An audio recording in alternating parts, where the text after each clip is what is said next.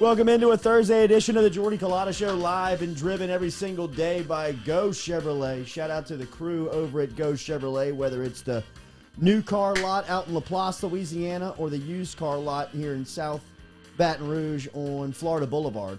Go Express Auto Sales. Go Chevrolet drives us every single day here on the Jordy Culotta Show. Shout out to Lee Carney and Nick Richard. Remember, our coffee is provided by Majestic Coffee, which is locally brewed down here in South Louisiana. Get yourself some grounds today. You can find them on social media. You can find them all over the place. And our phone guests daily stop by compliments of Metropolitan Health Group. Brody Miller going to check in at 7:30 this morning. He is live at the Zurich, day one of the Zurich, Lizzie. How we feeling? I'm very excited. I'm worried about Brody because those things get off to a hot start, if you know what I mean. Okay. So, okay. I mean, it's New Orleans. I don't dude. know. You got I don't know either. If you've never been to a golf tournament, you've I've never been to the watched a Zurich golf tournament. Is he Classic. covering it or is he just there? No, he's just there. Oh, exactly. Yeah, he started early. I don't think I had the same experience. Okay. Yeah, When I I mean, was Jordy there. can't have a mimosa, but this man can. Yes. Are you Well, I going? mean, the 17th tent, the 17th green, the Acme tent, is one of the great spots on tour. Forget the Zurich. I mean, one of the great spots on tour. It is a jam-packed show here at the UDL this morning. We're live and loaded here on the couch as Big Jack sitting there awkwardly. No microphone. Got a microphone over here if we want to grab it and pull it over. He parked. Acoustics. He left. Yeah. He You left can his hear car in him the online. open field. He rode the horse in to the undisclosed location. He's parked way out into in a weird I'm in spot. the commuter slot. That's right. Noah's here. I don't know if you can even see Noah. No. The bus boy is here. We got a full couch. Lizzie's behind the screen. Katie's here. I like them here. I look so tiny. compared Yes, to it is a full undisclosed location. There's a lot of jokes that can be made about that couch Yes. right now. There are. Not going to do it, them. though. Lots of jokes. Yeah. Should I get in the middle? Or? That would make it better.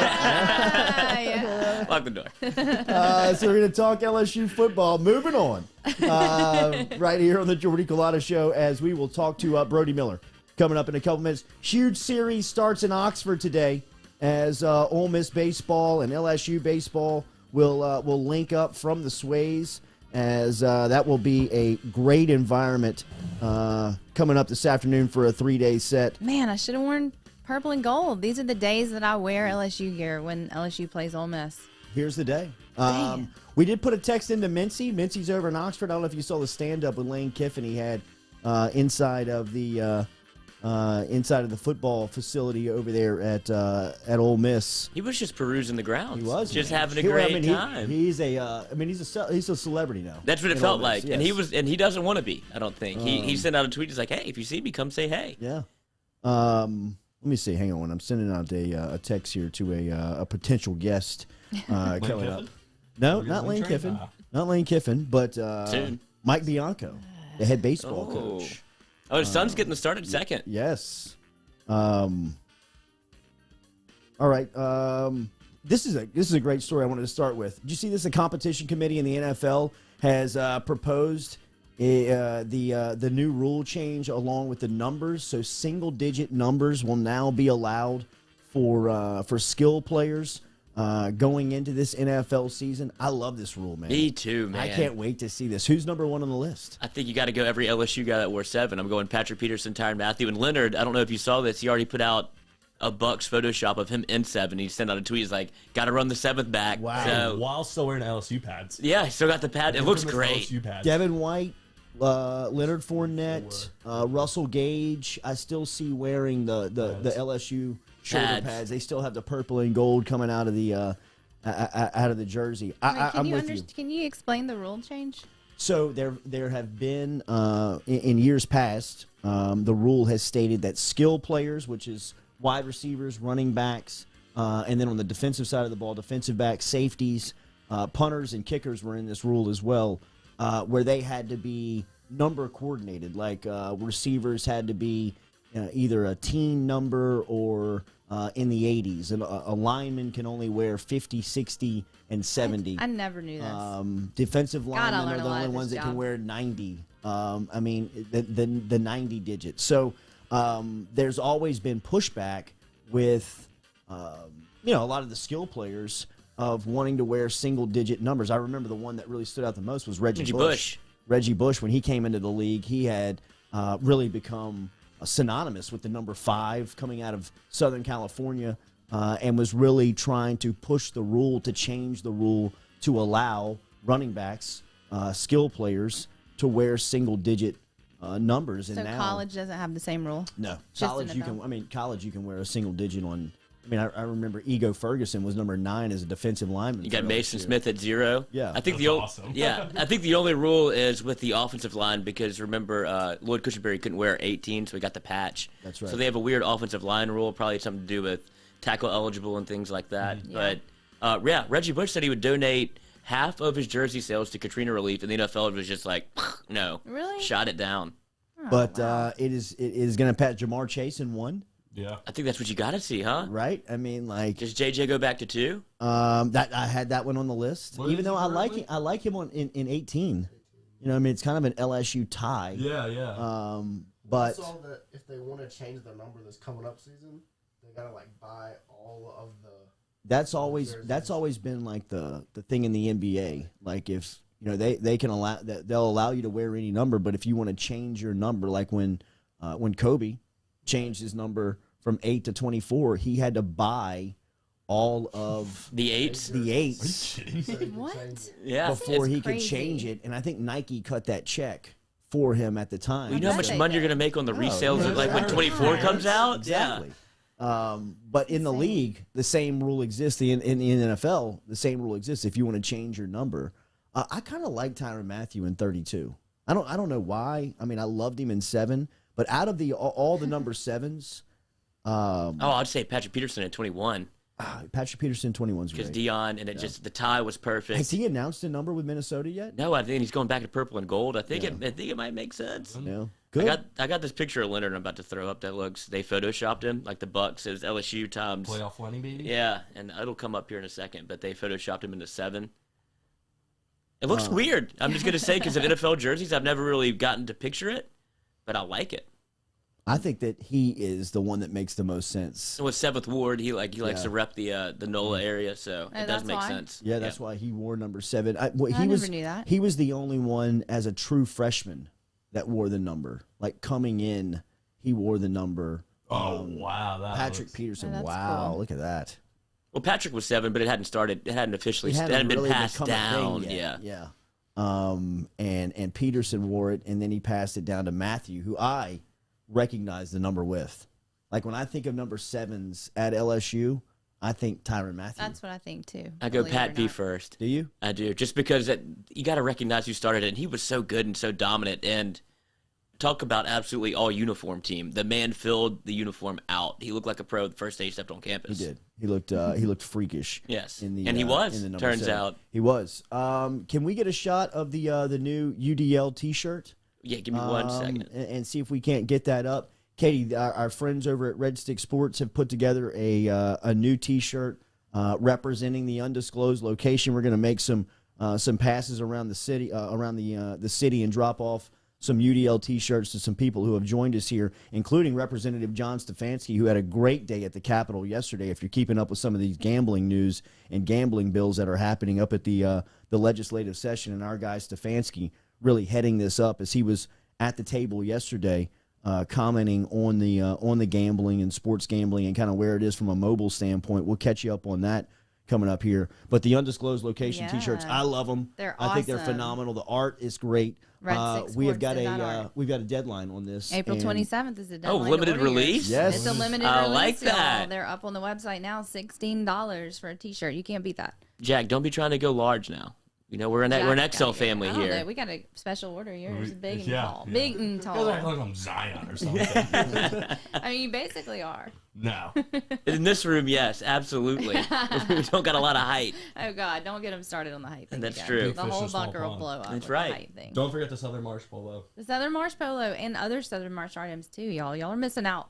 Get on the store, jordy.itemorder.com, or on our website. All right, we will talk to, in fact, Brody Miller's ready to go right now, or we can Right. call him. We are going to talk to Wilson Alexander at 8:15 this morning about the LSU baseball series. We've got a text into Mike Bianco, who is the head baseball coach over at Ole Miss. He's usually very good with his time around this time again. Lloyd, I think we got the wrong date up. as Is it the 22nd? our friends over at Go Pokes it's all good though. Just Mine make it. says April 22nd under here. Oh, at the top. I yes. see. That's all right. That's the second time I've done it. It's all good. Wow, I think that's actually the under. I got 420 right. But when I have a day like that, I can usually build You get off all of the it. holidays But right. Versus National Drug Testing Day. yeah, Remember, we are daily. We are brought to you daily. Wow, confirmed. Mike Bianco, 8:00 this morning. We'll talk to the Ole April Miss baseball 21st. coach. Let's go here. We will talk to Coach Mike Bianco coming up here at 8 a.m. This morning here on the Jordy Culotta Show. So looking forward to that conversation.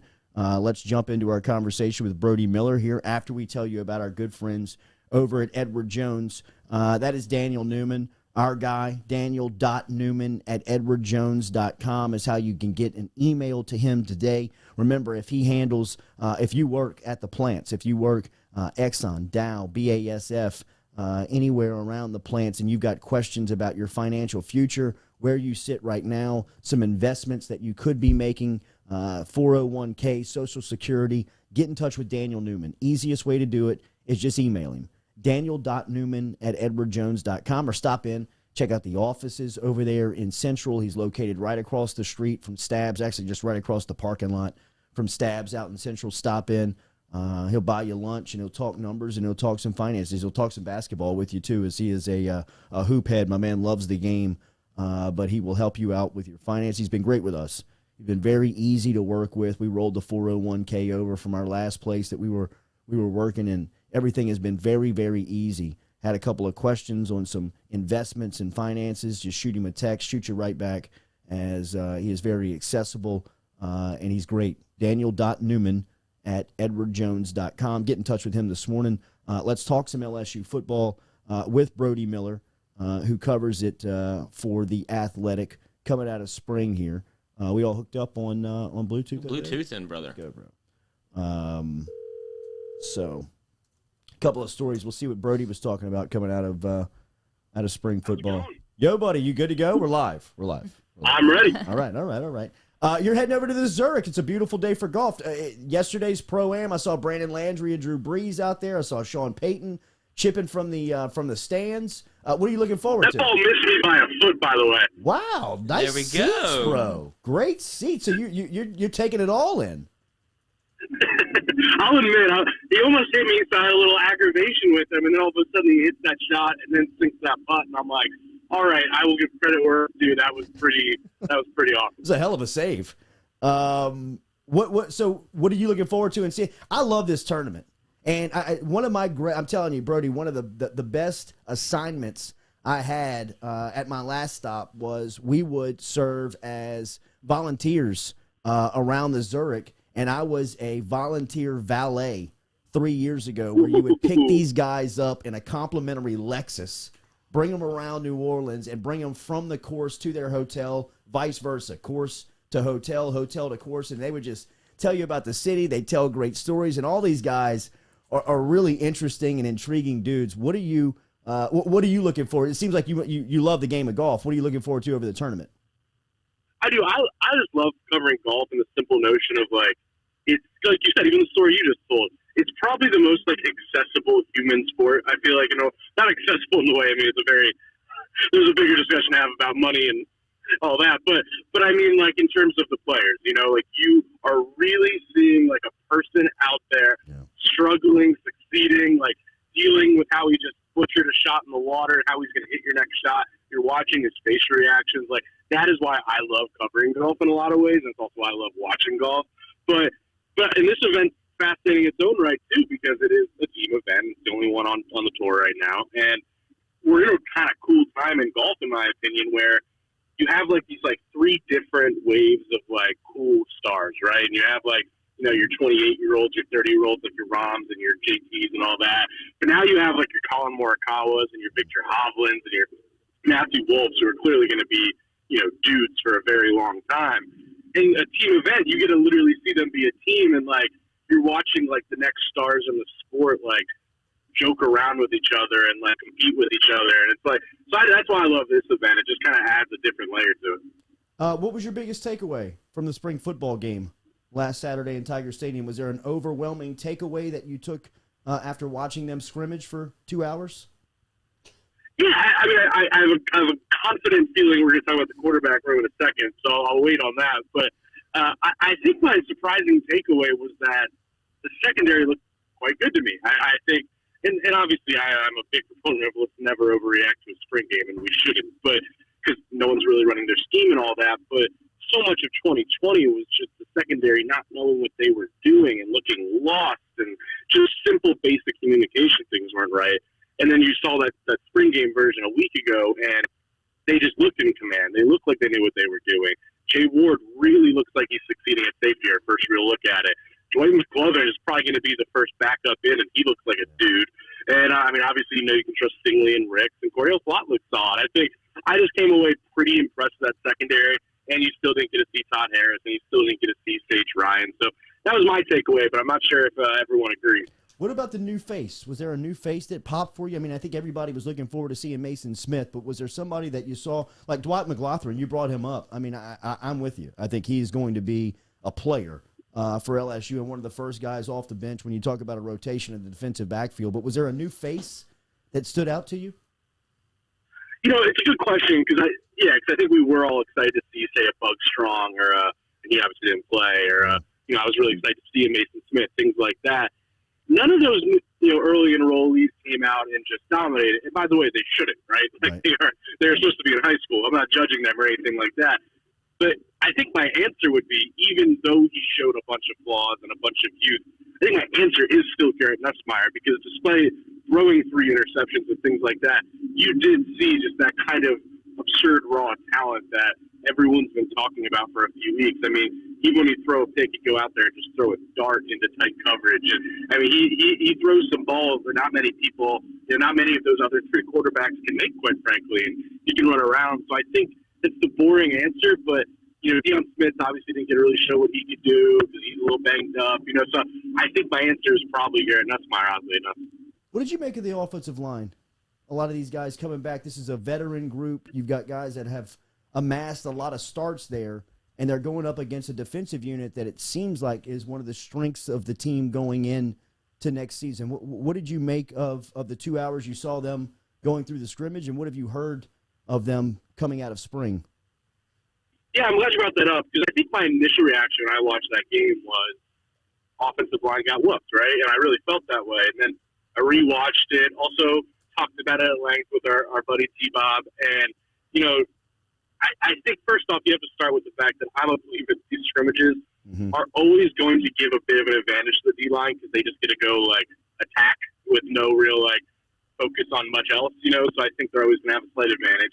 And it's a really good D-line. So I came away pretty impressed with J.R. Rosenthal after rewatching it. I came away pretty impressed with even off ridiculous. I think Ed Ingram, surprisingly, actually was one of the few guys who got beat a good amount. But my answer is, I guess, I still have the same concerns. I don't think this is an elite O-line. I think this is going to be an O-line that's kind of the definition of solid. That I think you have to, I think it's the same thing we talked about a week ago on the show, you just have to be really concerned about that second unit, because they got beat even worse by the second-team defense. And I was pretty impressed with Anthony Bradford. I thought he looked good. So that's promising. I think right guard is going to be an actual battle, but the rest of it, I just really don't see much depth there. And if one guy goes down, which they certainly will in a football season on the offensive line, I think I'm concerned. So that was a rambling answer, but I thought the line played solid, but I don't think I was particularly impressed. Hey, Brody, Jordy has pushed all his chips to the center of the table on Max Johnson. How do you feel about the QB position? I know. So I have mixed feelings on this, because I think when I saw Jordy talking about this last few days, it was kind of relieving and comforting for me, because I had been hearing some similar things that Max Johnson, I'll start by saying, if he was asking my pure gut, watching football and just what I think, my gut always told me Miles Brennan will be the starting quarterback, just off basic things we know covering football and how Miles even looked to me. And I really did think it was a battle. And then I just kept hearing this last week or even longer that, and obviously I think a lot can change. I don't think it's over, but a lot of people really did feel like Max Johnson's going to be the starting quarterback. And they kept saying that, and that kind of caught me off guard. And I feel confident in that to some extent. And then seeing Jordy come out far more confident than I. And what Jordy when Jordy feels confident on something, history he tends to be right. And yeah, I think that made me feel a little better that I might be hearing the right things. But yeah, I don't think it's over by any means. I think both of those options I would feel perfectly comfortable starting an SEC football game without much doubt. But it does seem like there's a little bit more of a belief in Max Johnson, running an offense on a day-to-day basis, managing a game, placing balls with a certain amount of touch, and then if it's close, you have that tiebreaker of the dual threat. So none of this is a criticism of Miles Brennan. That's not even me saying what I think, but I do just kind of get a sense lately that Max Johnson has a lead there. What do you think the shakeout is if he announces Johnson going into spring? That was my question. I'm sorry, and I did hijack your question because Lloyd pointed at me and asked if he could answer a question, and I forgot. I'm sorry. But what do you think that the simpatico, dude? Great minds. The fallout is? Because I've seen the theory of if he doesn't name Brennan the starter, he may lose multiple quarterbacks, saying that if he names Johnson the quarterback, he could lose a guy like TJ Finley and he could lose Miles Brennan to the transfer portal. Do you have a feeling on that? Yeah, and I'll preface this by saying I haven't heard. I don't have any hard information to run on that, but I think we're all speculating on this. Yeah, I think you have to 100% be worried about it, and I think that's why Orgeron's taken the strategy he has relatively well, I'd say, the last few weeks of trying to manage this all in a really, diplomatic way. Because, yeah, if you choose a second year, in terms of technical eligibility, a freshman, over a fifth-year guy like Miles Brennan, yeah, I think it's just built in. I mean, if you're Miles Brennan, it's tough, right? Because I don't think he'd leave if it's like 10 days before camp when this gets announced. That's a different situation. So then is it a Burrow thing where he needs to figure out the writing on the wall and leave even though they haven't announced? Because it is tough. It would be a lot to ask Miles Brennan as a 50, and I'm not saying Orgeron has to think about this, but there'd be a lot to ask Miles Brennan to stay as a fifth-year guy, come back for year 6 somewhere else. That is a tough ask. And then, like you're saying, yeah, if you're TJ Finley and a freshman gets that job, yeah, there's a good chance you leave. I think that is a fair assumption. And by the way, I'm not in any way assuming that Garrett Nussmeier would leave. I think Garrett Nussmeier came there knowing he's sitting for a few years. That's not what I mean. But even Garrett Nussmeier is kind of tricky, right? That means if it's Max Johnson, you are basically built in waiting probably 3 years, and you're a really talented dude. There's just a lot of awkwardness and weirdness if it is Max Johnson. But again, I also say you should never pick a quarterback on who's going to make everyone else happy. Ed Orgeron has to win this year. Amen. If the roles were reversed and Max Johnson started off the year almost leading the nation and passing through the first 3 games and gets hurt, and then Miles Brennan comes in and wins the last 2, is this even a debate? That's a great question. Yeah, a great question. I guess you could play it either way because I know Johnson earned a lot of trust in Orgeron, and just like how he played those 2 games as a freshman, ending on that note, that was a big part of his story. But yeah, there's something to what you're saying of like if Johnson was the one just looking theoretically better on film, would this even be a debate? I don't know the answer to that. And it is so weird because if you just ask me like I said earlier, like my pure, just dumb idiot 26-year-old reporter watching football. I kind of thought Miles Brennan looked better. I mean, he looks like a guy who can throw some darts. He looked more in command, but I just don't think that's what it's all about. I think it's more complicated than that, and I do have a feeling it's Johnson right now. Hey, Brody, I got a quick question for you. I know John Emery wasn't able to play in the spring game. I know if the new offensive coordinators, passing game coordinator coming in, we're definitely going to want to be able to throw the ball to the running back, running routes. Any word in spring ball how he was looking and the little practices he had in route running and even pass pro and the growth we're going to see over the summer for the fall? Yeah, I think Emery just remains hey, don't make this the thing you guys tweet out, but I think there's just frustration. I think there's just a frustration in John Emery at times. Yeah. Obviously, he's injured. I don't think anyone's blaming him for that. But yeah, I think there's just because of how unbelievably talented he is. I mean, he really is that talented. And, I think he had his vision issues in 2019, which then, I think he did improve on those after surgery, and he's getting better at catching balls, but I don't think that's natural to him. I think there's just some overall, work ethic and, really committing things that they want to see more of from Emery. So he's going to play. I mean, I would be shocked if he's not a player, but it really just seemed like Davis Price kind of, the way he ended spring kind of leaves that in a bit of a pole position. And I said this last week, I'm not ruling out Trey Bradford because they really do like him. I feel like he's a really good match. He needs to work on catching the ball as well, but I feel like he's a really good modern player who can probably do better once he gets healthy. And then, I think if you're looking at guys who like Pete's might be able to get the most out of, I never like making huge bets on true freshmen, but Corey Connor's my guy to watch there. Yeah, absolutely. Connor, who is Mr. Ohio football coming into LSU this year as a running back. How good is Kayshon Boutte going to be this season, in your opinion? Shoot, I mean, it's one of those things, he ends on such a strong note, but you have to have some layer of like, all right, but is that just going to continue to grow? Like, that's not always guaranteed.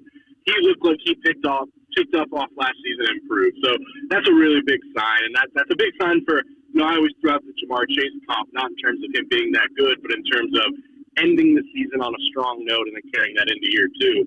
And I really do think it looks like he's going to be a real guy. Just a guy who fits what Pete and Joe Brady, for example, like to do, just getting the ball to a guy in space and letting him work. I mean, that touchdown that got called back where he made 3 first-team defenders just kind of whip, that's special stuff right there. And he's winning jump balls over McLaughlin and things like that. So, I think he's a real dude right now. I think the question right now is, and don't get me wrong, the talent there is great. I mean, they're very, very deep there. But if someone's going to step up, you have so many top 100 receivers and all that. But I think the tough thing right now is figuring out who can really be the next playmaker. I like Jerry Jenkins. I like Coy Moore. And maybe it's John Trey Kirkland, but who's going to be the other guy who, like, really can add a level of dynamicism? Is that the right word to it? We'll take it. You're the Arthur.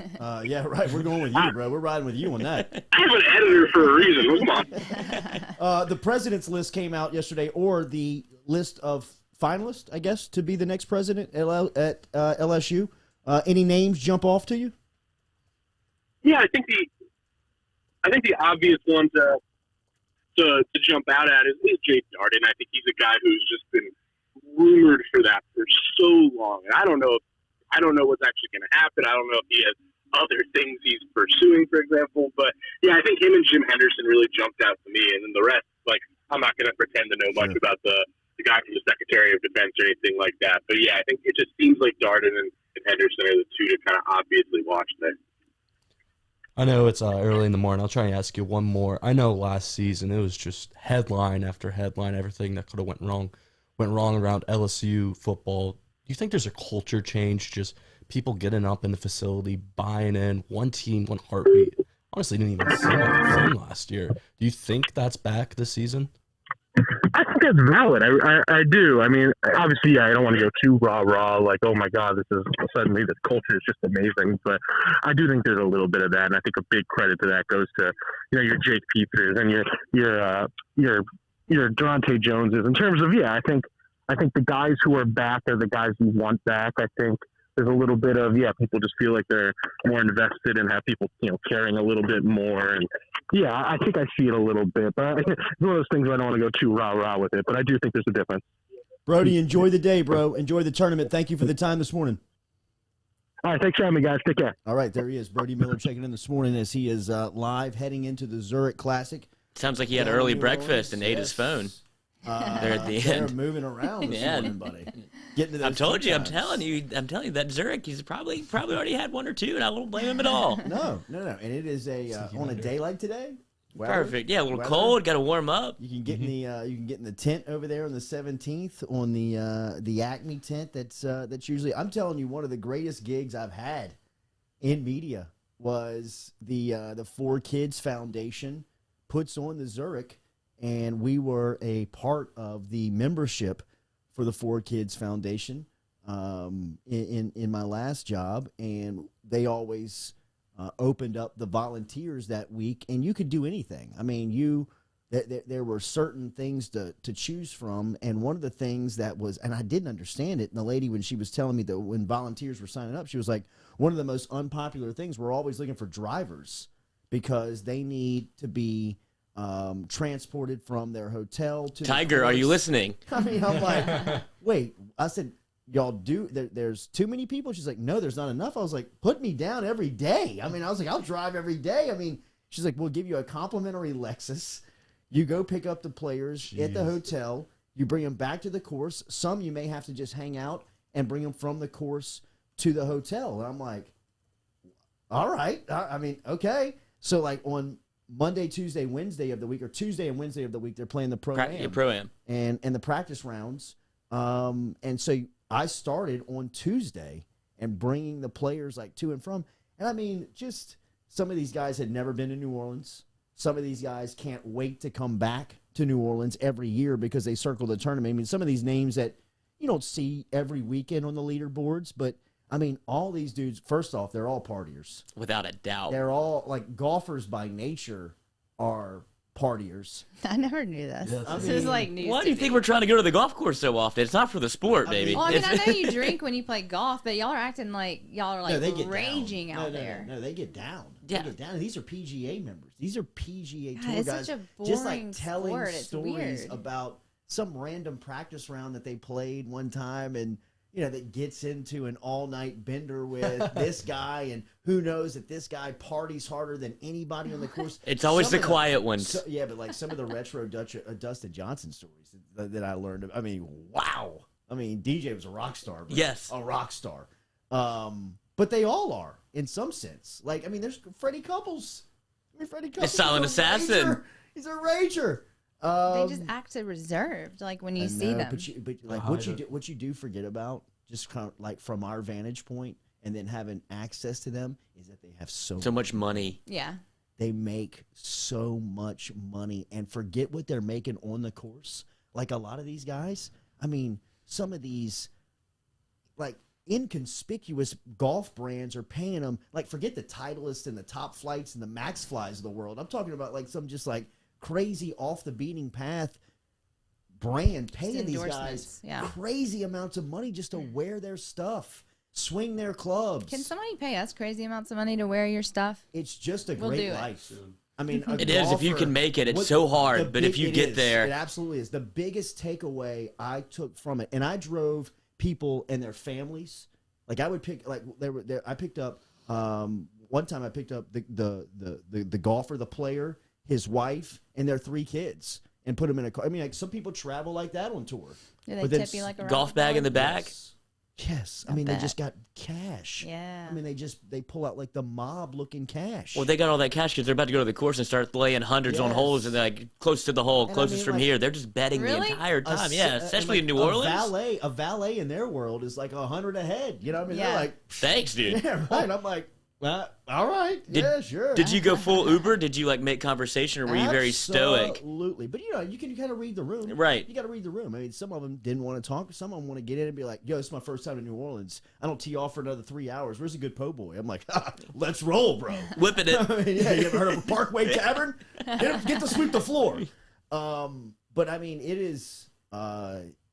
was a cool experience. And then the tournament, outside of habitually, it always rains this weekend. Yes. Like storms. this And I think it's weekend. coming again. It is. It's going Great. to rain. Great. Yeah. It really does kind of ruin it because it already ruins the whole vibe. it already is so much fun. You can tell how much the players want to be there because the New Orleans name travels. Yeah. And then the tournament is set up when you're playing with your partner, so it's already like set up to be very relaxed and fun. If we could just get some GD sunshine there, The whole the week. Zurich would take off. It really would. The last time I went, it rained and I wore white pants, and I could never wear them again. They were covered in mud, like up to my knees. Oof. Relief Health brings you the Jordy Culotta Show. Remember, relief is the best way and the only way to get your health care.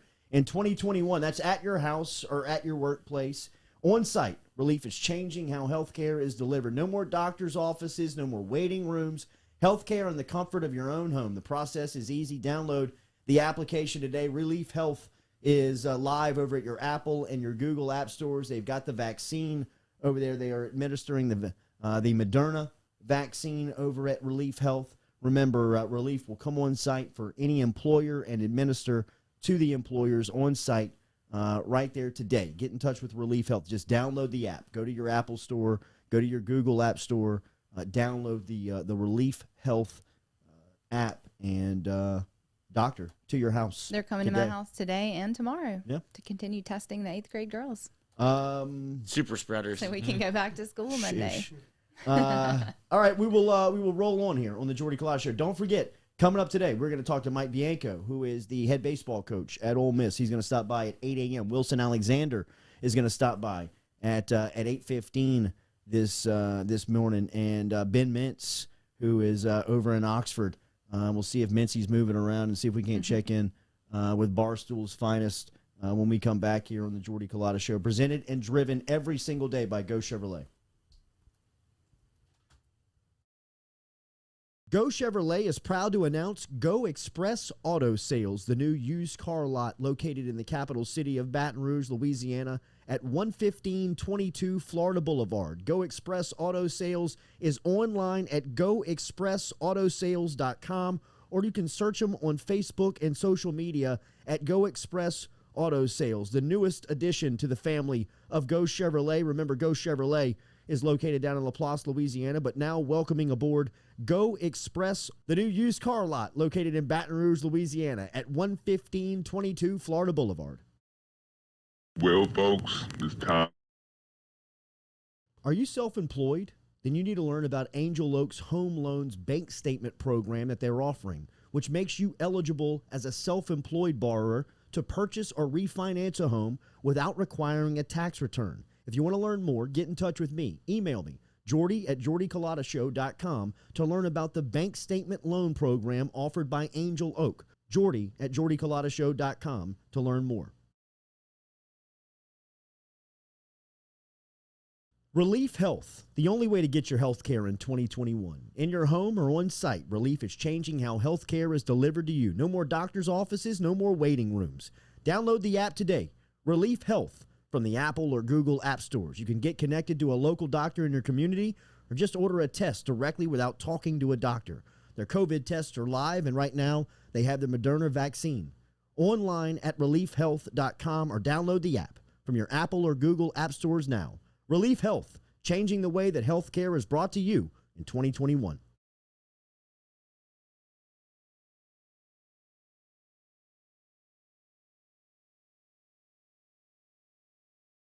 Go Chevrolet is proud to announce Go Express Auto Sales, the new used car lot located in the capital city of Baton Rouge, Louisiana, at 11522 Florida Boulevard. Go Express Auto Sales is online at goexpressautosales.com, or you can search them on Facebook and social media at Go Express Auto Sales, the newest addition to the family of Go Chevrolet. Remember, Go Chevrolet is located down in Laplace, Louisiana, but now welcoming aboard Go Express, the new used car lot located in Baton Rouge, Louisiana at 11522 Florida Boulevard.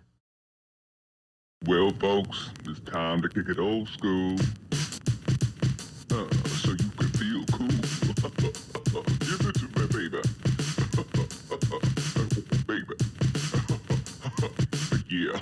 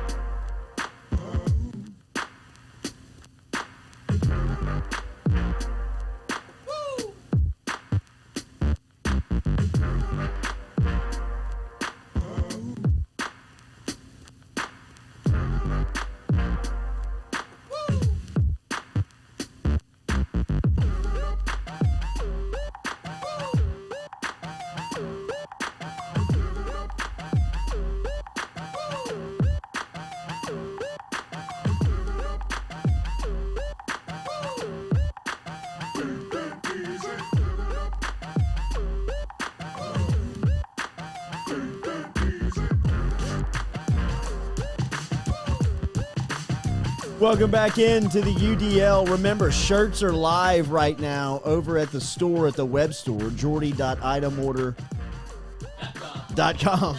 Just a .com. All right. People are in there buying them. It's so exciting. Sweet. They're The getting some UDLs. I think we traction. got some dry fits up there, too. They do have Southern dry Marsh fits. polos. I think Noah's dad's going to pick up a purple and gold. You said it, Noah. We're holding you You to told- it. yeah. Tell your old man to get online and buy it now.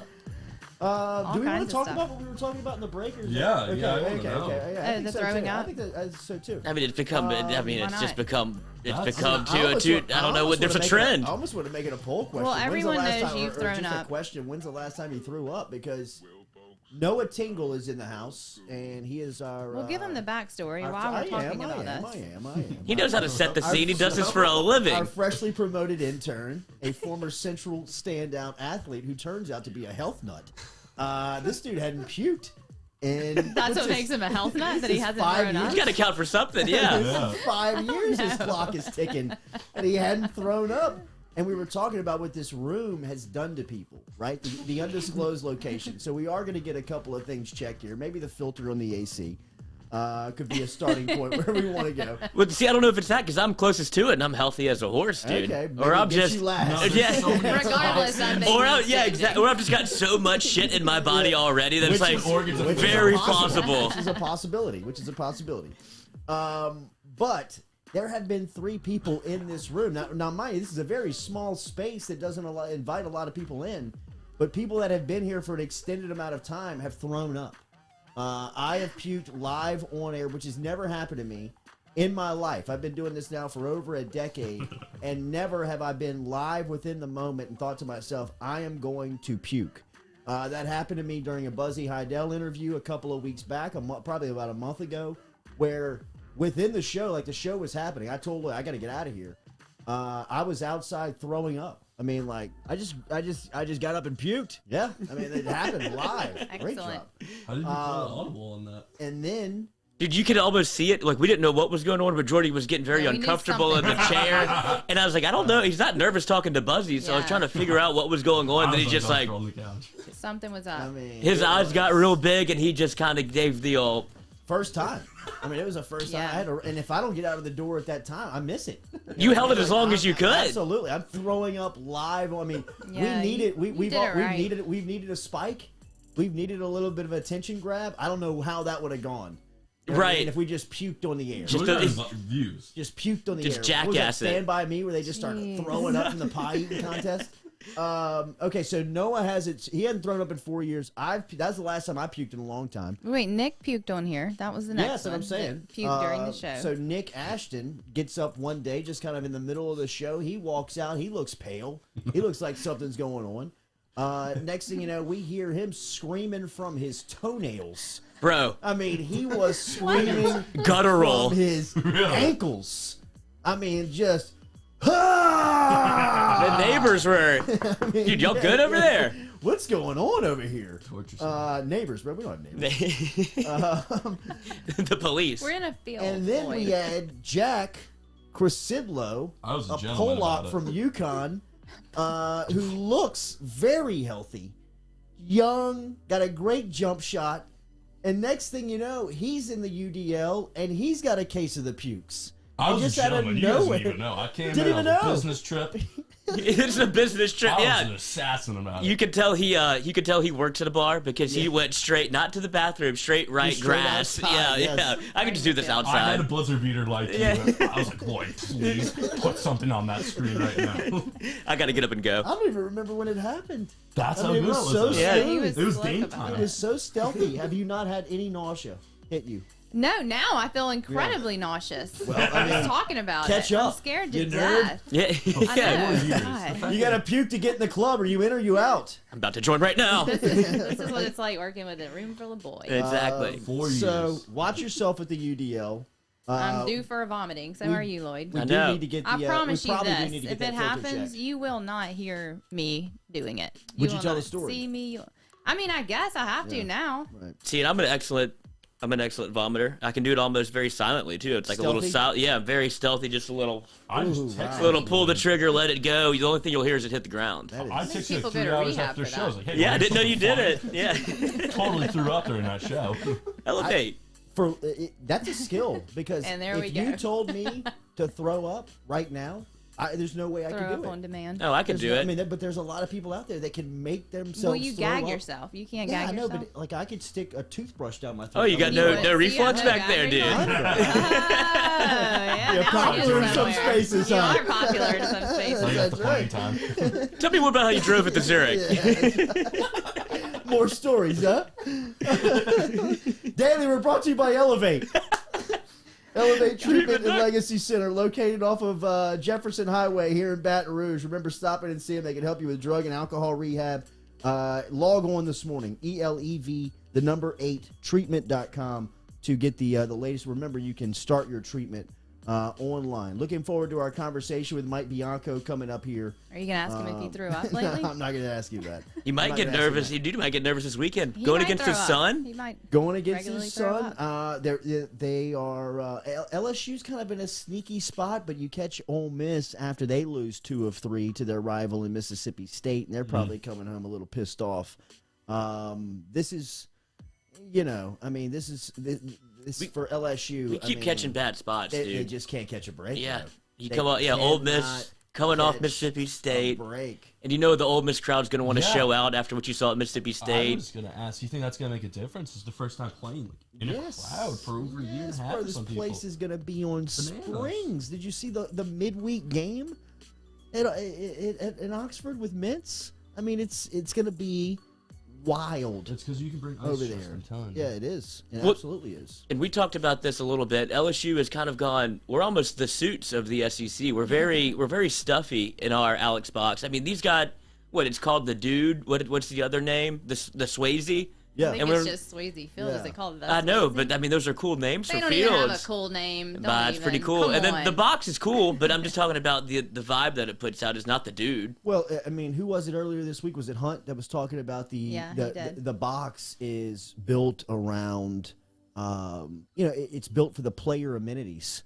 It's very much It's minor league. It does feel maybe even Major more league, major yes. league than it does minor league when you talk about all of what it offers from. There's a weight room in there. There's a baseball practice facility in there. There's cages in there. The locker rooms, if you've never seen, pictures of it, or if you've never had an opportunity to go down there and tour, I mean, it is first class. The film room, all of the resources and analytics that Got they the have. VR, dude. Yeah, they got the VR. They got everything that you need from a baseball productivity standpoint to make yourself a better player. They have access to at LSU baseball, and they sell the hell out of that as far as recruiting goes. But when you talk about atmosphere, I mean, just think about across the street, what you're selling in football as far as the atmosphere goes. Everything, you're not selling state-of-the-art facilities. You're not selling this modern day football experience that they may be able to sell at other schools, maybe even within the conference. You're selling tradition. You're selling atmosphere, environment, everything that goes in and around the game is what you're selling to future recruits as far as baseball goes. You can't sell that. You can't sell that because you don't have that.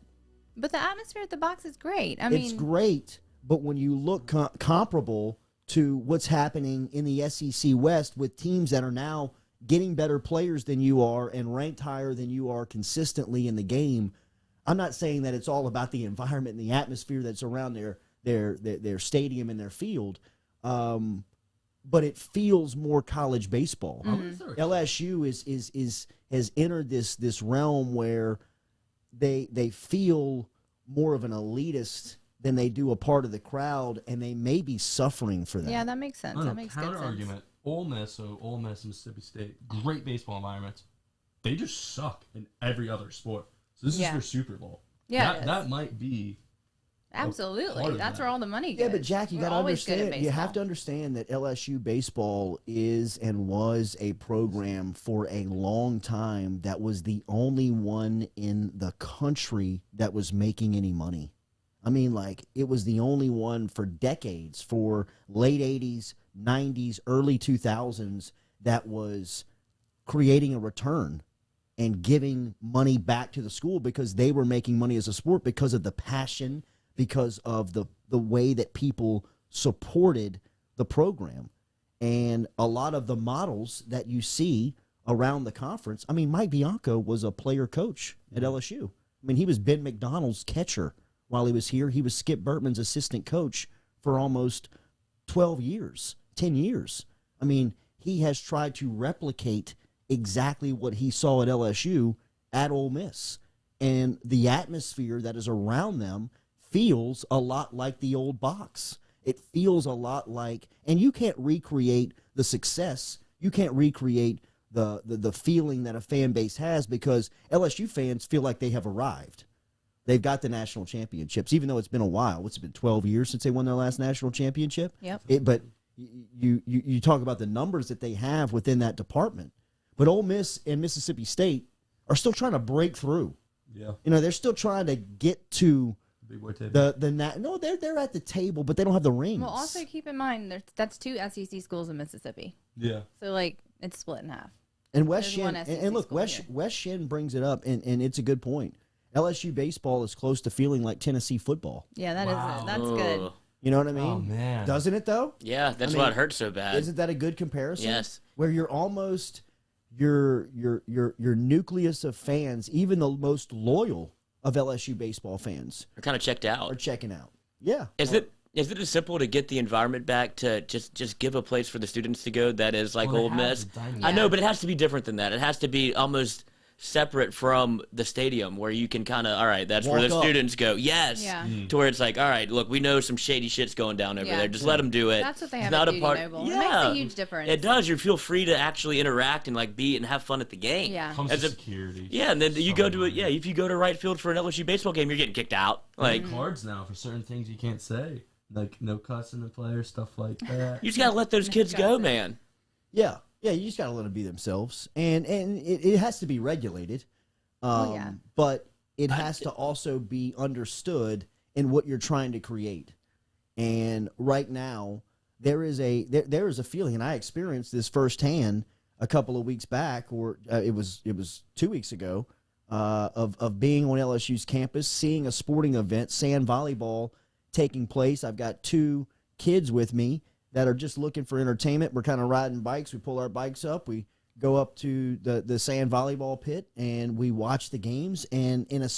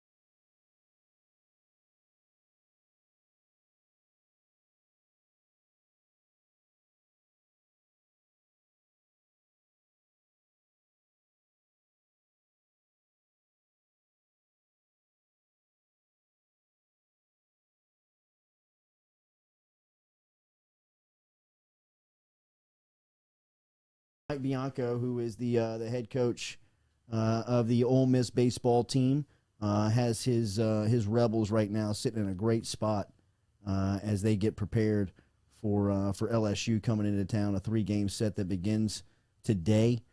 Sorry about that power trip that we had here on the Jordy Culotta show. As we will link up. Let us reset. Yes. And we'll come right back, and we'll have Mike Bianco for you.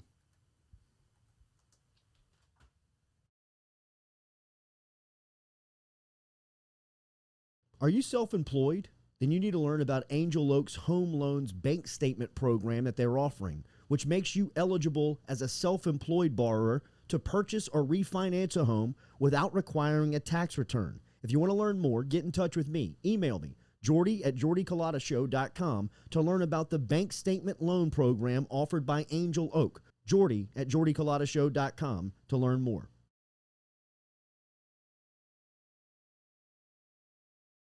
Go Chevrolet is proud to announce Go Express Auto Sales, the new used car lot located in the capital city of Baton Rouge, Louisiana, at 11522 Florida Boulevard. Go Express Auto Sales is online at goexpressautosales.com, or you can search them on Facebook and social media at Go Express auto sales, the newest addition to the family of Go Chevrolet. Remember, Go Chevrolet is located down in Laplace, Louisiana, but now welcoming aboard Go Express, the new used car lot located in Baton Rouge, Louisiana at 11522 Florida Boulevard.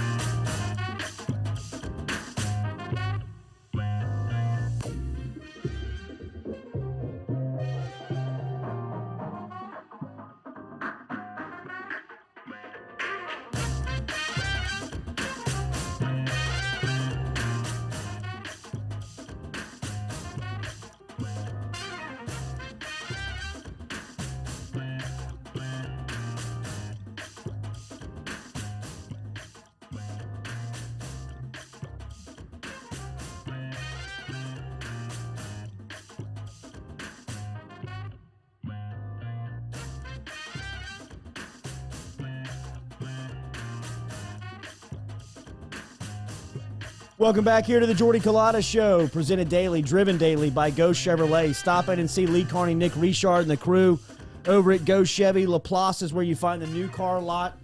On Florida Boulevard is where you find the new used car lot, a newest member of the Go Chevrolet family. Always love to catch up with former Tiger, now Ole Miss head coach, and been there. He is obviously one of the faces of the SEC, been in Oxford so long, and has this Ole Miss program again as one of the players in college baseball. As Ole Miss ranked within the top 10 of all of the college baseball polls. They come in with a dominant pitcher in Gunnar Hoagland, who LSU will see tonight. But starting at second base will be a Bianco in Drew for LSU. This has got to be a pretty cool and quirky weekend for Mike Bianco, who is the Ole Miss skipper, joining us now here on the Jordy Culotta Show. Coach, good morning. How are you? Thank you for your time on game day. My pleasure, Jordy. How are you? Doing good. Let's start first. Good. How about a dad question? Your son's getting to start at second base tonight for LSU. How's that? How proud of you are you or for him? We obviously excited and just proud of him. Since he got down there, and wasn't sure what was going to happen this weekend. Because he's played a little here and there. He's had some starts. He's had some pinch hit at bats and pinch ran and did some different things. So when you just put the dad hat on, we're just proud of him. We're proud that our kid's playing college baseball. He's playing in the Southeastern Conference and going to college and playing for one of the best programs in the country. You and your family have done this weekend a couple of times now in playing versus your son. How is this for your wife? That's the part that people miss. It's a lot harder on her than me. She jokes a lot that she uses a phrase that we stole from a football coach at Indiana, Tom Allen. Earmuffs and blinders. For a mom, this is a no-win situation this weekend. So it's tough. I think tougher when we play in Baton Rouge, she doesn't have to come to the game. She can watch it on TV or listen to it on the radio here in Oxford. But she'll be in the stands, and we did that last year when my son Ben played for Louisville, and he played 2 of the 3 games, and he struck out to end one of the games, and he also hit a home run, I think, in game 3. And hit a double later in game 3. So there's it's tough on the moms. For me, and I think for Drew, it's much easier. I think there's a lot of hype before, a lot of questions like you're asking afterwards. Sure. It's fine to talk about during it. I think it's easy to get lost into the game and just play the game. Absolutely, and don't forget about young Sam Bianco down at Louisiana Lafayette, who's doing a great job on the Raging Cajun baseball team, and so I know you've got your eyes on that as well. But tonight, first pitch, 7 o'clock from Swayze Field, LSU in town. Your team right now is knocking the hell out of the ball, Coach, is top 2 in the SEC as far as batting average goes. You guys are coming off of a very emotional, a very gutty weekend last weekend in Starkville. How do you like your squad going into this LSU series? Well, as you said, Jordy, we swung it well, and really proud of that because a few weeks ago we lost probably our star offensive component, Tim Elko, who was leading the SEC in just about every top 5 in every offensive category, from home runs to RBIs to batting average, and was the national hitter of the week or player of the week for the month of March, and not just a week, a month. And once we got into April, he weird play at first base, hit first base, was trying to not have a collision with the first baseman who was diving for a ball, an errant throw, and ended up tearing his ACL. And so it was a big blow. But really, since then, other guys have just picked it up, and so many questions have been asked about the offense, but they've answered a lot of questions, and just proud of them, and excited that we're swinging it as well as we are.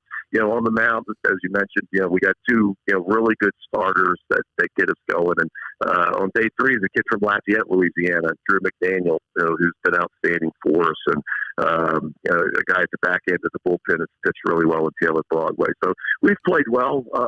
We, like everybody, we'd like to win a few more games, but we've played pretty well. The majority of our listeners know that you were a star catcher for LSU in the late 80s, catching Ben McDonald. Your catcher right now, Hayden Dunhurst, is knocking the cover off the ball right now at 342. He's a hell of a defensive player for you.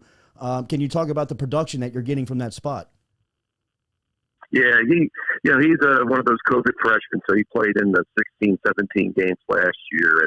And he was a high-profile guy, a guy that was going to have to turn down a lot of money out of high school, a Mississippi kid, and shows up on campus. And I'll be honest with you, offensively, we knew that that's what really brought the scouts, to see him use a big offensive left-handed bat.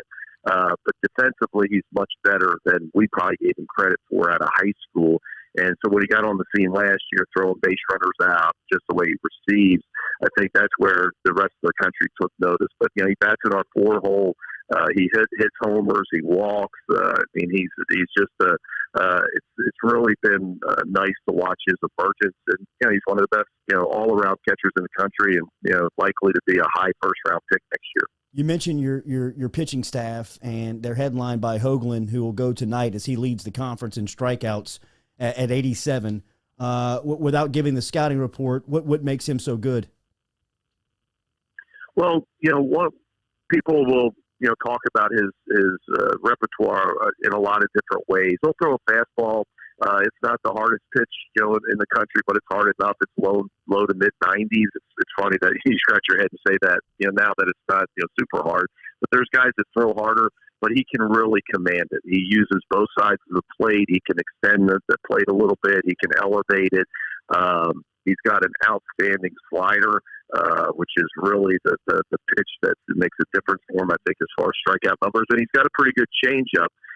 But really the thing that makes him so special is he wins in a lot of different ways. Last week he didn't have his good slider and really dominated a good Mississippi State lineup with his fastball. There's been weeks where the fastball command maybe isn't what he's used to, and he can dominate you with a slider. So I think what makes him special is he can win a lot of different ways, and to an offense that you're facing different offenses every weekend, you need that. You need to be able to attack different offenses different ways, and he's been able to do that week in and week out. The guy you're facing, who you're facing tonight, Landon Marceau, is coming off of a career night last week versus South Carolina, where he struck out 12. What do you see on film from the New Orleans native that can give you guys challenges tonight? Well, obviously he was a tremendous talent out of high school, and Alan's done a terrific job with him. And you can tell, I watched him, a few years ago, in 19, and I know he struggled like a lot of guys do their freshman year. And but man, he's really figured it out. But I think what makes it such a tough task, I think, for any offense is it's just a great mix of 3 pitches. I don't know if any 3 are super elite, but they're really good. And those guys sometimes are toughest. Something like Hoagland, something I was just explaining, where he's got an outstanding breaking ball, but he can throw the fastball both sides of the plate. He has a good changeup. and he believes he's going to win. And sometimes, as you know, Jordy, that makes all the difference in the world. And so he's truly one of the big aces of the SEC. The environment you guys played in last weekend was picturesque. I know that the 3-game set this weekend in Oxford will look like a postcard. Can you talk about the environments that you're stepping back into in college baseball after everybody's life has been so altered over the last year? It feels like college baseball has given us our first glimpse of normalcy, and the environment at Swayze Field over the next 72 hours, I imagine, will be electric. Yeah, well, at least in Mississippi, we 2 weeks ago we hosted Arkansas here, and we had a little over 3,000. We had over 10,000 for 3 games, and then next week or last week, as you mentioned, we were at Mississippi State, and they had a little over 34,000. And so, in the last 6 games, we played over 70,000 people or so, and that's because of the rules and the mandates that the governor has kind of released here. So, we expect huge crowds. It'll be normal Swayze Field here, and pretty electric, and a lot of fun for all the guys to play in front of. Baby Blues tonight, Coach? The best uniform in college baseball? No, I appreciate it. No, we saved the powder blues for the game 3, usually the Sunday uniform, but this weekend it'll be the Saturday. Gunner likes to wear the navy, so we'll wear navy tonight, and Doug McCasey likes the red, so we'll go navy, red, and powder. So the pitchers usually get to select every day except for Sunday. So, that's how we'll go this weekend. The powder blues are as fine as you'll find in the sport. Any communication with the old Skip? I know that you guys have a great relationship. Skip Bertman have a great relationship. He being your mentor, your coach, and just I love to hear some of the conversations that you guys share. Have any updates on you and Skip in talking lately? No, I'll tell you, you make me feel bad. I haven't spoken to him since probably right before the season began. Right at February, I think I spoke to him, and it was either right before we went to Texas to open up the year, or maybe right after. But he was in good spirits. Of course, because I got a son at LSU, I watch them probably more than any other team in the SEC, and I see him sitting behind home plate with Michael Papachon and Wally McNaken and other people in those seats back there. And I know he's enjoying getting back to the ball games, and he was looking forward to it when I spoke to him last. And he's doing good, and had a little health scare, obviously, over the winter, but looks like he's doing well, and we're all excited for him. And of course, the 30 for 30 thing coming out next month is going to be something special, I think, for all the LSU fans. Without question. Last one, Coach. I'll get you out of here. Dylan Cruz seems like a guy that had potential to be a high draft pick, and with the COVID restrictions on the Major League Baseball draft, he ended up on a college campus and now batting .348 for the Tigers. As an opposing coach, when you scout him, what do you see from Cruz? Well, you can tell it's just an elite approach. Usually people have holes. Either they can't handle the breaking ball, or they can't handle the fastball, or they can't handle pitches in certain locations. I just watched film on him last night, and you look at his batting average against all the pitches, all the data. He's had a tremendous year. And he's going to be a handful. It's going to be one of those where we will have to just mix and have to guess right against him, because obviously nobody's kind of figured out that hole. Because when you watch him on film, he seems to hit the breaking ball, he seems to hit the fastballs in, the fastballs away. So we'll have our hands full with him for sure. ESPNU tonight will have the television 7:00 first pitch for LSU visiting number 9 Ole Miss. Their head coach, former LSU catcher and assistant, and standout now, Ole Miss skipper in Mike Bianco. Thank you, as always, for the time, Coach. Best of luck this weekend. Thanks, Jordy. Enjoyed it. Yes, sir. Talk soon. There is Coach B checking in from Oxford this morning. There's no Sunday game. It's just Thursday, Friday, Saturday. Yep, 3-game set. It'll always be 3, and they play these things. They have to stagger the starts of some of these series because of television. And when you have you got a name brand like LSU, and you've got a ranked team like Ole Miss. That should pull some eyeballs. Yeah, they dropped down. They dropped to number 9 after the loss. So you think the Baby Blues are the best uniforms in baseball? I love them. I think LSU's grays are up there. LSU's golds, dude. You don't like the I'm gold? not as high on the gold. I like the love pinstripes. them. The LSU pinstripes. Yeah, We have good I uniforms. like the LSU pinstripe. I agree. They took the piping Off the white ones. Of the solids. They took the piping off of the grays too. The grays with the first national championship win. Grays are nice. Down there, right next to Cressy, celebrating. So in the middle of the box where, Rick Green and Chad Oje being celebrating the first national champ. To me, that's the finest LSU baseball uniform. That is my favorite one. Good stuff from Mike Bianco. Tough spot for the LSU for LSU baseball. I can tell you this, that news is trending in the direction of LSU women's basketball naming a coach at the end of the week. Did anybody see? We just talked to Mike Bianco, who is a former Tiger and was a catcher here during the days of Ben McDonald, right? I mean, Ben McDonald's probably the most recognizable name and face in LSU baseball history. When you think of LSU baseball, he is without question on the Mount Rushmore. That Bianco was McDonald's catcher while McDonald was here. This is, how many minutes ago? This is 11 hours ago, tweeted by @RealBenMcDonald. I hope the rumors are true. Dear sweet baby Jesus, can we get Kim Mulkey in Baton Rouge wearing some purple and gold? #forever LSU. I have gotten countless texts over the last 24 hours asking me if the news is in fact true. Because you started the rumor. This is not a rumor. I know, but you started This is all smoke, baby. All smoke. No rumor. You kicked it off. We are about to start pumping the smoke out of the ceiling here to announce that they have named a new LSU women's basketball coach, and it seems like the headliner, the front runner in the outlook right now is Kim Mulkey. And it seems as if communication has been made. The communication has moved forward. You have willed it so. We have spoken this into the universe. I mean, you have. And said it was the only way to do this. But can I run some things by you later that I really want out of life? Let me know. Some people that we know over there at LSU have told me what we said yesterday, what we discussed yesterday about Mulkey being a fundraiser and bringing her home is going to offset all of the financial guarantees that you have to make to her. Because you're going to have to pay her to get her, right? She's making over $2 million right now at Baylor, and she's recognized probably as the coach in the sport. Gino Auriemma and Kim Mulkey are the two hottest names in women's college basketball. They bring more cachet with them to the sport than anybody else.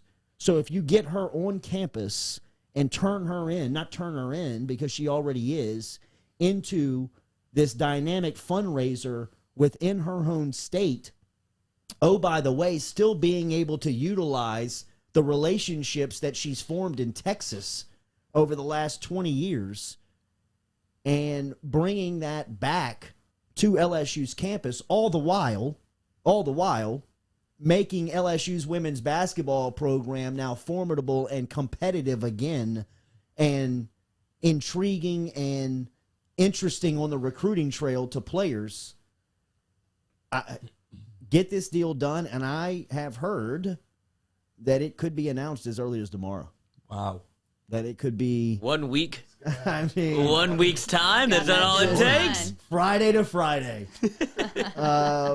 But that would be a cause for celebration in the city. That would be a cause for celebration around LSU, who have been on the wrong end of a lot of press clippings over the last 6 months. That's putting it mildly. Get yes, and this would be a mild public relations win in the present that could long term turn into a volcano of good PR news, of just explosion after explosion of good stuff that she would bring with her to this campus in a time where you're looking. And oh, by the way, you're putting one of the strongest female voices and minds in sports in LSU's athletic office right now. They probably could use that. I mean, can't we all see Mulkey within the first week walking around saying, what the hell is this? What are y'all doing with this?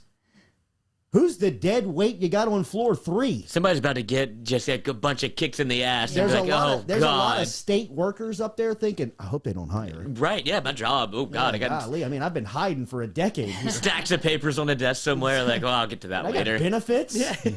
Got state 401k. Making 80 grand. Insurance. I mean, Kim, no, don't smoke me out. I haven't opened my email in months. Exactly. Still working from home. What are you gonna do if you're Baylor? I'm gonna. You want more money? I mean, she's well, got leverage yeah, right what now. did they say? Didn't it sound like last Friday it didn't matter?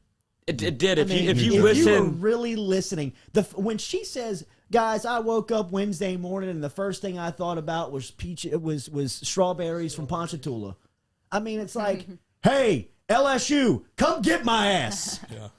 You know, I mean, like what? But forget the direct question about it, and then coming back at the end of it, while she's crying, talking about timing, LSU job, all of it. I mean, it doesn't sound like Baylor outside of saying, "Hey, Kim, $2 million more.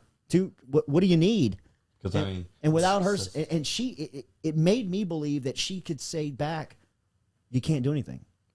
It's done." it's the same thing with how we kind of got Scott. It's like when if that opportunity is open, I'm going to take it. There's the Louisiana connection that these people have that you can't. There's no amount of money or anything. Dollar sign, yeah. Yeah, I mean it's funny the way we are, but that's the way it is. Yeah. So I look. Let me tell you this: if they hire her tomorrow, I'm buying season tickets tomorrow night. Absolutely. I'm taking my kid. I'm taking my nieces. Yes. I'm taking people around. Women's basketball is going to change. I'm here. entertaining people around that product because I know that she's going to put a competitive group on the sideline, and she's going to be entertaining in herself. Mm-hmm. Right. She will be. The wardrobe. She's going to be the wardrobes, the way she goes back and forth with the referees, the way that she's going to build and pick rivals within this conference. Who's the hottest name in the conference on the women's basketball circuit right now? Whoever it is, she's coming after your ass. I'd say it's South Carolina. Okay, she's going. But I don't know. Well, and their coach is a legendary Hall of Fame coach, so she's probably got a lot of respect. Right. Yeah, absolutely. But I mean, whoever thinks they're the big bad wolf it's not that hadn't proven anything in this conference, she's coming to exploit you. She's coming to get you, and she's at LSU. Yeah. I mean, what else? What else do you want? That's my draw to her. That's why I've always loved her, is because she's a dog. She's a killer. She's a winner. And she don't put up with any BS.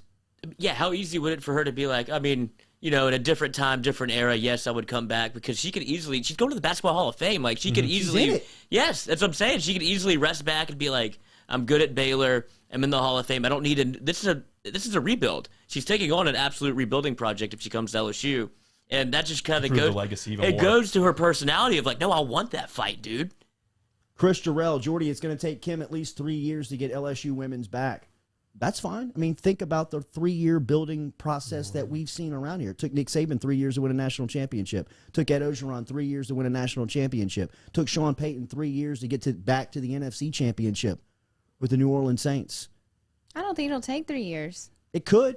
The buzz will be here immediately. But the buzz will be back, and she'll be recruiting, and she'll be competitive. And within the first year, she's going to beat somebody she shouldn't. In the second year, she's going to have it packed full capacity for somebody like number 1 coming in here. She'll have them on the ropes, maybe beat them. And in the third year, she's going to kick this thing down, and she's going to be a player on the scene. Even if you gut the roster in the right direction, like Will Wade did, use the JUCO, the power of the transfer portal, even just get it in the right direction, showing that there's progress, there's a new wave coming in. That's all you need in the first year. Absolutely. And that's what people are begging for around here. The customer fan base is looking for some type of solution, some type of, what can I grip onto that looks like good news at LSU? Nobody's told me anything about what the PR cleanup strategy is going to be. Nobody said anything about really what the fallout's going to be. But if you go make a move and bring in Kim Mulkey and show your commitment to rebuilding that program, and to me, it also shows me that you're about bringing the right people in to the office building. Mm-hmm. Because all that Title IX stuff, if Kim Mulkey sees it, smells it, senses it, she doesn't care about your protocols being out of place. She's calling a press conference. And she's wondering what the hell's going on. That's the type of personality you're bringing in. somebody who's going to hold people accountable. There won't be many people above her, but whoever is going to be accountable to her. I can promise you that. And vice versa. Because she's expecting you to hold her accountable. I work in compliance at LSU and athletics. I'm sweating bullets with this move. That's what I'm saying. If you're a state worker that's been just collecting over the last decade and just kind of skimming and getting by, you're in trouble right now. You're in trouble. Just like when Nick Saban walked into the building in 2000 and said, who and what the hell is that? Well, that's terrifying, dude. What do Get you, him out of here. What do you do here? Exactly. Gone. Bye. You don't even have shit to grab go. Water cooler guy. Yeah. So you're saying we might have a huge announcement tomorrow? Could have a huge announcement tomorrow. Could have a huge announcement. Tiger droppings will be going crazy.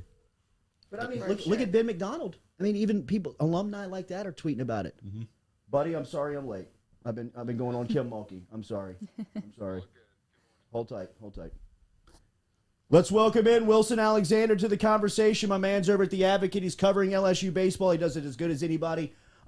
You work in a profession that is built on fact. Good morning, man. Thank you for joining us. Sorry we're late. All good. Good morning. You work in a profession that is built on facts. You report facts. You go out, you're a reporter. You're finding stories, and you're looking for substantial evidence to back up what you're talking about. I'm going to ask you something that may put you in a spot. Have you heard the rumors that Kim Mulkey could be coming to LSU?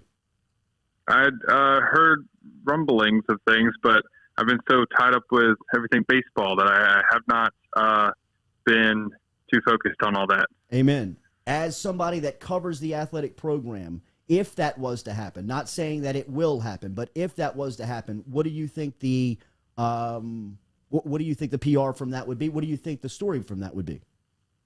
That would obviously be huge. I mean, all of a sudden you'd have a coach of a former baseball player on the athletic I wonder department. if she'll be introduced as Kramer's mom. Exactly. That would obviously be huge. He's an incredible coach, and would bring a huge lift to any basketball team that she was the coach of. LSU baseball is in Oxford tonight. We just spoke to Mike Bianco, who was talking a lot about his roster and the atmosphere that is expected at Swayze Field this weekend. Wilson, we were talking in hour number one. It just doesn't feel like LSU can catch a break anywhere. Ole Miss is coming off the loss of 2 games last weekend to an in-state rival, and they're a little shaky after their series versus South Carolina. I know that they won in the midweek, but where do you think LSU's headspace is going into this 3-game set?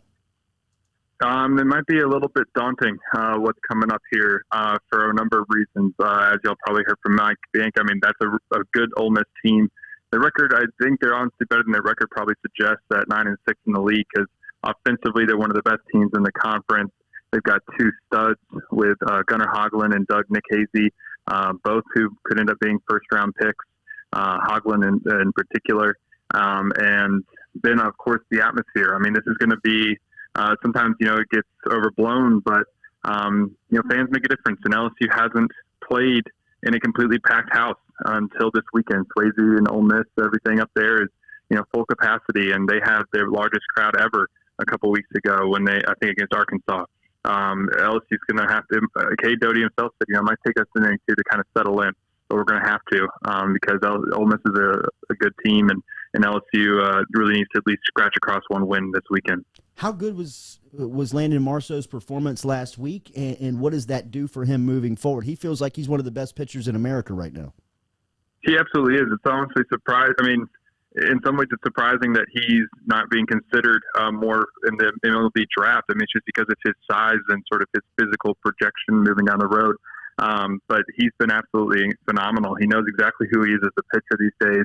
He's executing everything to almost perfection. He's really only had one bad start against Vanderbilt. And other than that, he's been lights out. Gives LSU a chance to win every single time he's on the mound. He just has this presence about him. He's so uber confident. He gets the ball, he just takes it right back, and he's ready to pitch again. And then he just throws strikes, and he mixes all of his pitches. He's not someone who's throwing 95, but with what he does, he doesn't necessarily have to in college baseball. He's been really, really good. And he's going to give LSU a chance every time he's on the mound, it seems. Are we not talking about Alex Milazzo's offense enough right now? It seems like he's finding it, and that's always been the story on him. If he can if he can find a bat, he's as good as a defensive catcher as you'll find. Yeah, I don't know if we're not talking about it enough. I mean, he's had a couple of hits here and there, and he had a decent offensive night the other day against ULM and had 2 RBIs, and that tied his season total to that point. He hadn't had an RBI since February 22nd before that game. He had also, of course, not had quite as many opportunities because he had sort of fallen behind Hayden Travinci, but now that Hayden Travinci's elbow, remember he had that stress reaction that's bothering him again. He's not going to be able to catch this weekend, only available as a BAP in pinch hit situations, or if LSU wants to DH him. So Milazzo's going to have to handle everything back there, and he's going to get a chance to see if that bat is coming around. And if it is, then it obviously gives LSU a boost because, like you said, he is such a good defensive catcher. You see stadiums open up all across the country. You saw it with Mississippi State and now Ole Miss. Where's LSU on this? Because it seems like we almost need a shot in the arm to where if we can get full capacity or even something close to it, that it might kind of, I don't want to say turn the season around, but give us an opportunity for something to look forward to. Do you know anything about us? Right now, it all depends on the reopening plan in Louisiana. It all correlates to that. So with the Louisiana still, I guess, in phase 3, they're at 50%, and until Louisiana, continues to reopen and gets, because the only reason that Mississippi could do that was because Governor Reed completely reopened the state, lifted all those sorts of capacity restrictions, so they instantly went back to 100%. The way LSU has approached this, they will probably get there as soon as they possibly can, but they're not going to be able to do that until the state allows them to. I know all season, Maneri, a lot of in his pressers, he's been regarding this team as snake-bitten, been competitive in games, losing by 1 run. Do you think even just winning a series like this, hostile environment, one of the best teams in the country, this can finally get the gears running? It seems like LSU's been tasting their blood for the whole season. This might finally be the spot. If you win a series, the gears might be rolling, and then you can make a run for it. It absolutely would be. If they could win, even if it's not this weekend, if they could end up winning next weekend against Arkansas, either one of those series, if they managed to win them, I mean, that would be absolutely huge for this season because of where they're at in the standings right now. It would give them a huge lift toward, the postseason. Right now, they're squarely on the bubble of making a regional. But if they can get a series win this weekend or even next weekend, they'll be in a much more secure, although not fully, spot heading into the final few series against some teams that are all kind of standing around the bottom of the standings. And for morale, I mean, it would obviously just pay big dividends if they can, like you said, get off the mat a little bit and win this series. It won't be easy, but if they can do it, it would show that this team is really starting to turn things around. It seemed like they had taken a step forward and then they took 2 steps back against South Carolina. This would be a massive step forward if they were to win this series. It's probably been since the early 80s that LSU baseball fans have complained about the schedule. But, I mean, Wilson, in 2021, they can't catch a break, huh? Yeah, the SEC is just so absolutely loaded that no one can catch a break. And if you're not one of those top teams, then you're starting to kind of getting pummeled this season. And unfortunately for LSU, this year it's one of them. I mean, ranked team after ranked team after ranked team. South Carolina was in the top 5. Arkansas will be within the top 5. Ole Miss is number 9. Vanderbilt was number 1. Even Tennessee, who at the start of the season wasn't a top team, has risen up toward the top of the rankings. And LSU played them close, but obviously got swept. And then Mississippi State, they to open the schedule. I mean, it's their strength of schedule right now is I think it's number 2 in the country because of all the ranked teams that they've played. That's kind of the nature of being in the SEC this year. And unfortunately for LSU, it's been on the losing side a lot of that. Is this something that maybe we look back and laugh at in terms of the recruits we have in now? We have Dylan Cruz for 2 more years. We have good freshmen, Trey Morgan. Is this something that we're almost hitting the panic button too soon? I mean, probably not, too soon. I mean, LSU, and as Paul has said himself this week, the expectation is to be a lot better than this year in and year out. And I mean, sometimes it's hard to sustain that, and sometimes you kind of have to reload a bit. And like we've said all year, they have so many young players. It's going to take them time to turn things around. But yeah, they do have a promising core for the future. If they can all, if that whole group stays together with Dylan Cruz and Trey Morgan and Jordan Thompson and even some of these freshman pitchers who haven't looked great right now, if they can develop their secondary pitches, which can take time, that doesn't happen in 1 year, then they could have a really strong core over the next couple seasons and can make a lot of noise. But right now it's not great. Wilson, good to talk to you, buddy. Thank you as always for the information as usual, right on time, and always appreciative over here at the Jordy Culotta Show. Thank you. Absolutely. Thanks for having me. I'll have a rest of your day. Yeah, man. All right, there's Wilson Alexander checking in, giving us a little LSU baseball. So there's 30 minutes on tonight's and this weekend's baseball matchup between Ole Miss and LSU. Who said we wanted baseball? Yeah, you wanted baseball, right? You got some baseball. There you go. There you go. Remember, Daily, we're brought to you by AdvantaClean. Water, fire, and mold. See it around the house, smell it around the office, see it around the camp. You can get in touch with Bradley Lynch at any time over at AdvantaClean. Get in touch with him online or call him today. The website is AdvantaClean.com. That is ADVANTA clean.com. AdvantaClean, located in Industrialplex right here in Baton Rouge, Louisiana. Bradley Lynch has got great things happening over there. Give him a call at 369-5228, 225 area code 369-5228. Water, fire, mold. In fact, right now, Bradley is hiring. He is hiring in the office over there, looking for an ops manager. So if you're looking for some office experience, if you have office experience and you're looking and in the job market, get in touch with Bradley Lynch over at AdvantaClean and see if you can't start there.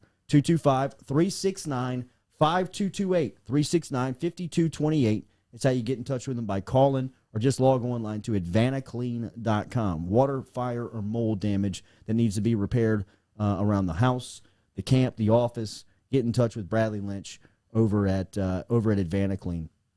Talked to Representative John Stefanski here yesterday, as I saw yesterday that it was a pretty big day for sports betting in Louisiana. It seems like it's one step closer, and our guy, Representative Stefanski, is really fighting this fight up at the Capitol. You know that he is the chairman of the committee, the big committee up there. But yesterday he was in front of the House and Ways committee talking about bringing sports gambling a little bit closer to the state of Louisiana and trying to get it passed from a mobile standpoint. That's the big push right now. So Stefanski said he's going to check in with us at some points over the session. Obviously, right now he's locked into it. He's a little busy. Yeah, he's a little busy. Be a great segment. That is a little busy, but it's coming, man. It is rolling downhill right now. As Stefanski presented he presented a bill yesterday that was outlining the taxation of sports betting, which, look, we don't know anything about. There's no way I can explain it, and even if I could explain it, you don't give a damn about it. All we really care is if it's going to happen or not, and when it's going to happen, and whether or not we can place bets on our phone. And that's what Stefanski is fighting. That's what he is trying to get done. There's a lot of terms, and there's a lot of numbers, and there's a lot of percentages, and there's a lot of people that are involved in trying to get this done, and laws that have to be created and then written, and then how are they going to be enforced? There's just all types of stuff that is going into this. And when you hear it explained, it makes you happy that there's people like John Stefanski that exist, because they're talking about it, and it's something I am completely interested in. Yeah. But then when you get to how you actually, like the numbers and how you get it done, completely just checked out. Like, can't help you.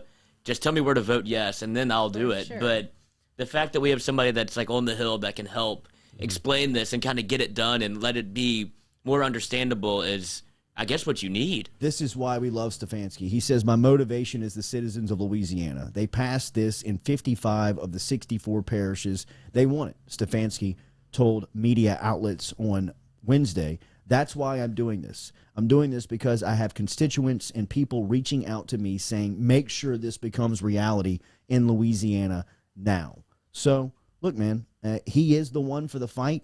He's the guy to take on the challenge. He sat right here in this chair twice since we've gone on the air in late January and talked about how passionate not only he is, but he understands the people of our state are about making it happen. And he's fighting the fight. And right now he's in the middle of the ring. What do we call him? Aquaman? Captain America? Captain America. Captain America. I'm sure he's a hell of a swimmer, though. I'm sure he's gotta great be. at everything, He's bro. gotta He be. looks great at everything. Looks great. I mean, he is. I think he will be the governor of this state within the next 8 years. Speak into existence. Absolutely. What else y'all want? We It's got a gonna governor. We got a happen women's now. You just basketball gotta- coach. How are you go for another national championship in football? Yeah. That was Yes. fun. That was. I like that. That was. Well, they got a quarterback, as we Yeah. said. Told Yeah. you. I mean, they've got their guy. The quarterback is there in Max Johnson until Walker Howard gets there. Let Walker Howard sit and watch next season after, as a true freshman. Let him watch Max go to the league. Let him watch whoever's next. Maybe it's Garrett Nussmeier at that point. But once Walker Howard makes his mind up that he wants to be the quarterback at LSU, it's over. And it's over. I think that's what's been very interesting watching LSU fans try to navigate this quarterback room that we have, because we've never had an embarrassment of riches before. So everybody's when you ask them about the naming Miles as starter to kind of save two quarterbacks from entering the portal, we don't really know what we're doing. We've never had a choice before. It's like, all right, well, this is the guy because we stink at the position. So you bring in whoever you have available. You're bringing in Andrew Hatch if we have to. So now, so now that we have options, we almost don't know how to handle it. It's like we've never been hot before. New Are we T-shirt supposed? idea. Are you supposed to name the best guy for it? Is that how this works? I mean, do you want to name the best one for it? No, not yet. You might want to name one to preserve two. Is the game that you might have to play here? So no, I see what you're saying. But if you're Ed Ogeron and you're Jake Peets and you're that offensive staff, you don't have a lot of time to be playing around. You got to name this guy. And if you have two quarterbacks, in my opinion, you don't have one. I mean, it's a lot like they say a point guard in basketball, a shortstop in baseball, a quarterback in football. You rotating them, and you think you got two. In reality, you don't have one. Because if you had the guy, he'd just grab it, and he just would take control of it. And I do think that it's going to be a really good competition. I think that the fall camp at LSU is going to be great competition day in, day out, which I believe breeds the best. If you got to show it and prove it every single day, if there's no room for slipping, if there's no room for being unprepared for a segment or a day, then the best guy is going to win the job. And I believe that that's going to happen. And it's been interesting to see the two different personalities kind of go at it, because I would say Miles Brennan has definitely been the aggressor, and Max Johnson has been the more stoic, kind of relaxed into this competition. And it seems like Brennan's trying to make it known that he wants to be the guy, like whether it be the throat slash after the touchdown and trying to gritty and do all these things. He's trying to bro, I'm the guy, and then Max Johnson's just steady, kind of picking you apart, being quiet about it. So it's very interesting to see the two different dynamics. Iron sharpens iron, baby. Yeah, they're just going about it different ways. I mean, Jamar Chase, Derek Stingley. I mean, every day they went at each other at practice. Keyshawn Butte, Derek Stingley. I mean, just think of, whoever it has been, Odell Beckham Jr., Jarvis Landry. I mean, those guys every single day were fighting to see who was going to be first in line, was fighting to see who was going to catch more passes, was fighting to see who could catch more one-handed ball, whatever it was. I mean, it was always competitive. It was always a competition. And what that does more than anything is that it may create conflict on the practice field, and it may create a little bit of back and forth between teammates. Hell, it may even create a fight in the locker room. But when you get to Saturdays or when you get to game day, because of those experiences, that brings you tighter. In just my experience and just what I've seen, when you've got groups that compete like that fiercely and they get after each other's ass and there's no apologies for how you treat a teammate in a competitive environment and trying to make him better. And if sometimes that creates a little face-to-face or a shove or maybe even a punch sometimes. That's how you get a dog. That's how you create one. That's how you create multiple. That's how you create an environment and a culture and an atmosphere that says if you can't keep up, you're going to get run over. It shouldn't be like that. If you bought into the culture, best man wins. You beat me out, all right? 100%. And I don't think people realize how often that happens. Like, you get a peek into it when you see, like, these Hard Knocks things on HBO and how often these guys are going team on team and they're throwing bows at each other and it's a fight. Like, but at the end of the day, dap you up, we're still good. But that happens at LSU, too. You don't think those guys are going at it every day? You just get sick of each other. Tyrus Thomas and Glenn Davis brawl. I mean, I saw Glenn put Tyrus in a trash can. I saw Tyrus put Glenn against the wall. I saw Tyrus call Big Baby Big Blip. You know what I mean? Big. What you think it is? Fill in the word. Yeah. Fill in the word. I've seen them throw basketballs at each other's head. Then I've seen them cry together on the podium when they're going to the Final Four. And I've seen them embrace one another after big wins. And I've seen them talk about how much they love playing with one another. But then I've also seen them F-you each other in the locker room over something stupid. You know, I mean, in building chemistry, you have to go through that stuff. You have to smoke that stuff out. And you also have to know how somebody's going to react in that environment. How are you going to handle that? What's that going to be? I mean, you know, like the Glenn Davis stuff, the Big Baby stuff, he always wanted to fight. He always wanted to take up for his name. He always wanted to make sure that, but you had to teach him, hey man, with 12 minutes left in the game, and they're trying to get you into this mentality, you can't fight. You can't do that because you're going to cost your team. And there was a learning curve of, I don't care. I'm a man. They ain't going to do that to me. Bro, that doesn't make any sense. That doesn't make any sense for what you're trying to accomplish. What do you want to be? Do you want to be a leader, a great teammate, and a winner? Or do you want to be some man because they think that you're fighting to keep up for the pride of your name? I mean, weigh it. Say it out loud. When he's 18 and 19, I want to protect my name. When he's 20, 21, he's saying, oh, shit, yeah, I want to be a leader. I don't care about that stuff. I'm proven. I don't have to prove my manhood to anybody. I don't have to show you what I mean. If I show up on time and stay a little bit later to be a good teammate or to be a leader, to show and be an example to a younger guy, that's going to pay more than trying to choke him out. Even if you don't win the job in the fall, there's this nice guy, Tua.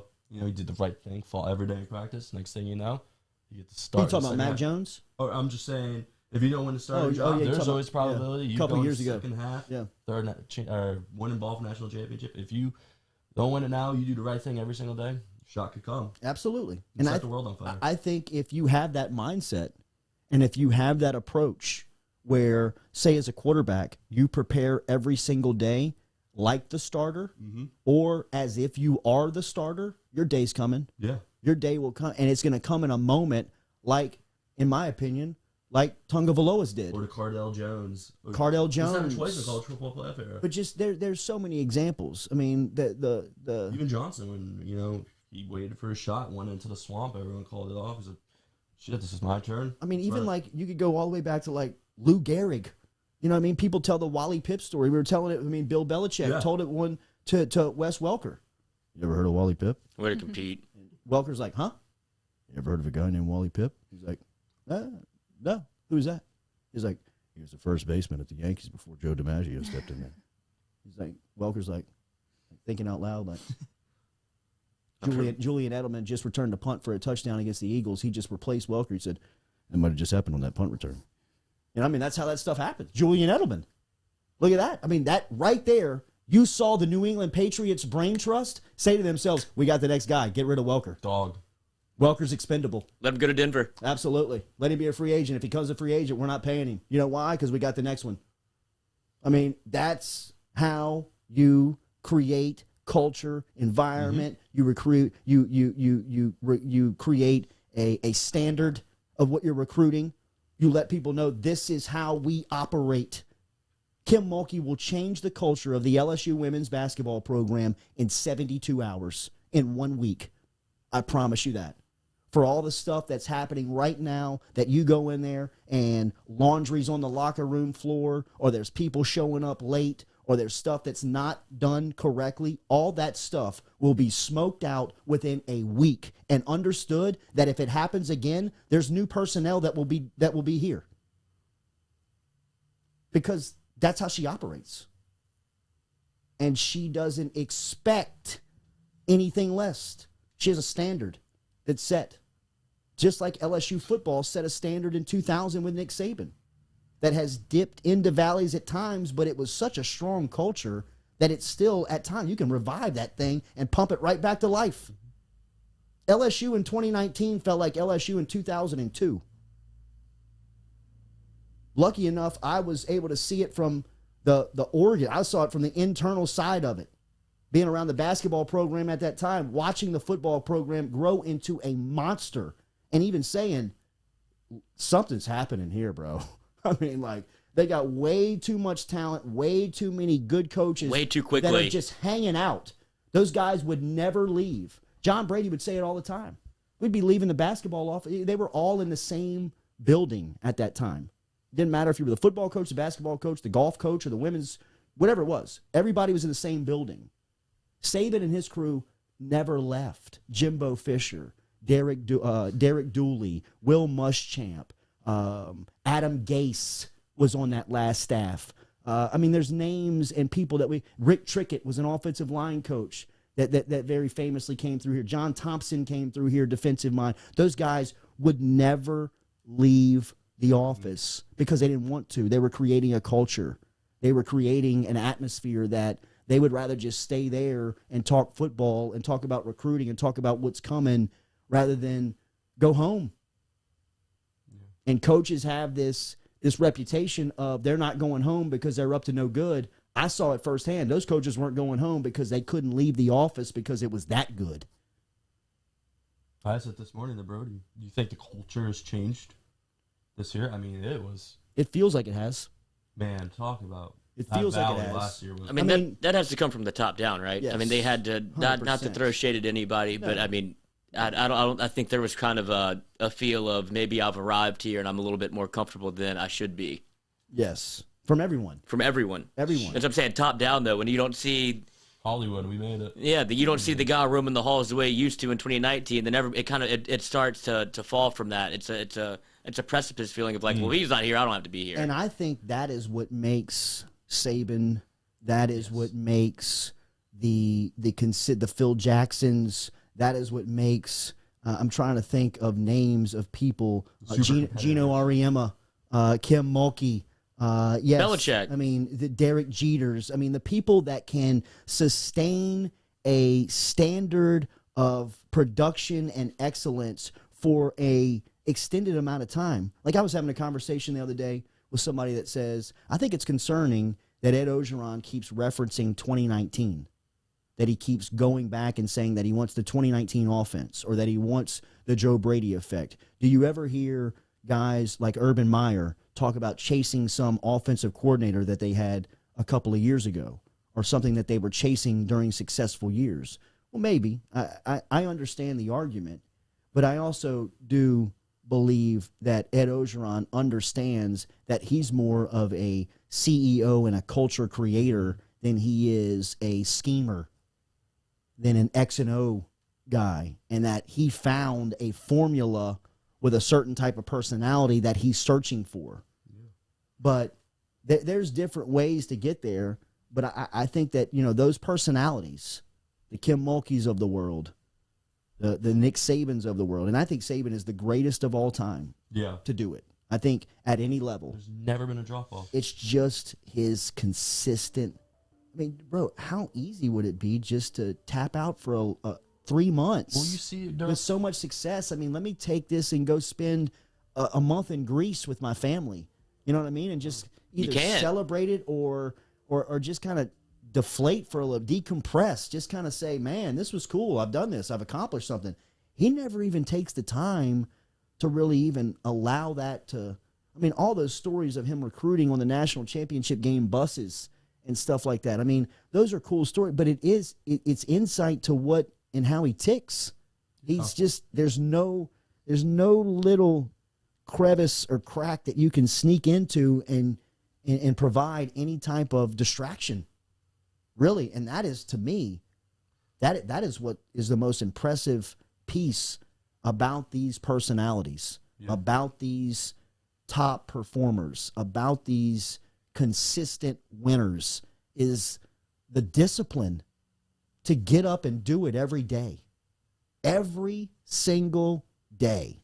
I mean, just even if yesterday we break news and we announce an interview that Kim Mulkey is going to be the head coach and we break the news here, there's a little bit of 48 hour of, hey, maybe we can just take off for a little bit. You know what I mean? Like, shit, they're still talking about the Mulkey stuff. I mean, just kind of like ride that wave through the weekend. But you can't. You can't do that stuff. You know, I mean, it's so difficult to fathom somebody that has that disciplined nature where it's every day. There's no distraction. There's no fight with your spouse. There's no disagreement with a business partner. There's no being at odds with your kids. There's no contemplating parenting problems that comes in the way of building that culture. I think they still deal with all that stuff. Tune it out. I still think that all that stuff happens in their lives. I still think that all that stuff is around them. I don't think that they are... They're built to compartmentalize. I think the biggest example of that is Tiger Woods. Like everything that was the shitstorm that was going on around him, and he was just you wouldn't have known that he wasn't spending Sundays with his wife and kids. Yeah. Like it was unbelievable. Then you hear everything that comes out, and he's like, his personality never changed. He just had this side of my life. I got my golf career here. I've got my sponsorships here, and they just know how to operate in those spaces. It's unbelievable, and I think Ed's kind of learning that as he's going. He's learning how to not bring in success from previous years into this year. I mean, you said we want him in the CEO role. He wants to do this thing where he's CEO and he's not X's and O's. But then you've got to make sure you go out and interview the people you're going to hire that are going to be in charge of your X's and O's. Right. So he's making these mistakes, and we're okay with it for now. But this ain't gonna last forever. If he's got to understand that this is a 10-win program we got built here. I think this year is a huge year. I think he knows that too. First things first, they're good. Yeah. They got talent. He's always going to do that. Well, but they have enough talent to win the league, in my opinion. I mean, they've got a good enough roster where their offensive line leaves me suspect. You said that before 2019, too. Yeah, I did. But I didn't know that they had a quarterback that could hide those deficiencies. And that's what the Bengals are thinking right now, too. Like, we don't need offensive line. Exactly. Maybe. But, you know, you in the sense of LSU, they've got a great roster. I mean, the pressure is almost heightened when you have expectation around a rebuild. You know what I mean? Like it's a miniature rebuild in trying to get back on track to where the vision was post or pre-2020. Yeah. But now that you got it, there's almost no room. Like it's not next year they're talking about. It's talking about like you need to be in a Big Six bowl this year. I'm not saying that you got to go to the playoff, and I'm not even saying that you got to win the league. The talk of the flash of the pan. And all Absolutely, but the Fiesta Bowl stuff, like you need to be in that game. Yeah, it's 2018 going into 2019. Exactly. That's where you get the tunnel vision, just daily bread, day by day. That's how they got to operate. I feel like you're describing the culture of the Culotta show. Yeah. What about the Jordy Culottas? Dedicated every day. Yeah. I did. Well, I was gonna say, told you, Jordy Culotta, new shirt idea. I mean, but that's how we want to operate. Moms. That's how we want to operate. Yeah, you're building a culture around here. You're our coach. That. I mean, you know, like Noah. I mean, we threw Noah into a mix, just sink or swim, bro. Sink or swim. You know, I mean, he's bobbing right now. He's up, and not to say he's not thrown up yet. But not to say that, you know, like it's the people that are not here drowned, but you made it through a process of I want to be here. There's a culture of you understand how it operates. You know what we're looking for. I mean, and that's I saw things like that when I was coming up. When I said if I ever ran a company, if I was ever in a leadership position, that's what I would want my culture to be like. And here you are. I want my culture to be highly built on chemistry, but competitiveness. I want us all to like each other, but I also want us to kill each other in the sense of a competitive nature in trying to improve the product. Right? I mean, you got to get better every day. We're trying to get 1% better every day, man. To get 1% every day, we got to hold each other accountable. And I think those types of cultures, those types of sports cultures that Kim Mulkey can create, that Kim Mulkey has built at Baylor, that Ed Ogeron is constructing in Baton Rouge, that Saban has built in a couple of places.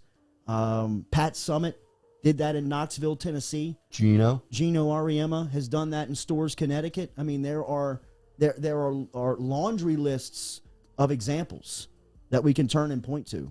I'm not even sure how we got on this conversation. I'd imagine it was because of Kim Mulkey. So I would just say this on the parting shot, hire her. Make that happen. If the rumors are true and that the news is trending in the direction of Mulkey being next, and that could be announced as early as tomorrow, I've been told, or rumored to be told. Does that work? That doesn't work. It doesn't. Told a That's rumor? okay. We Allegedly. Grapevine Told a talk. rumor. Yeah, you Heard through the a rumor. grapevine. Told a rumor. I was told a rumor. I heard a rumor. Oh my goodness. Hey. Who can carry a tune? Oh. Strawberries in here tomorrow?